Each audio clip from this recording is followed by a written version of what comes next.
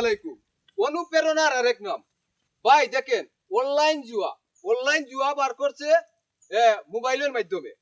আসলে লুবে পাপ, পাপে মৃত্যু। কেন রে ভাই এত লুব? আপনি দিন 1000 টাকা 500 টাকা আয় করলেন, আয় করার পরে আপনি মোবাইলে বইরা ধ্বংসের পথে যাচ্ছেন। আপনি কোন দিকে যাচ্ছেন? আপনার কি বিবেক নাই ভাই? আপনার কি বিবেক দেয় নাই আল্লাহ? আপনার পা ভালো, হাত ভালো, শরীর ভালো, আপনারা নিজে গ্রাম অর্জন করবেন, নিজের টাকা দিয়ে নিজে চলবেন।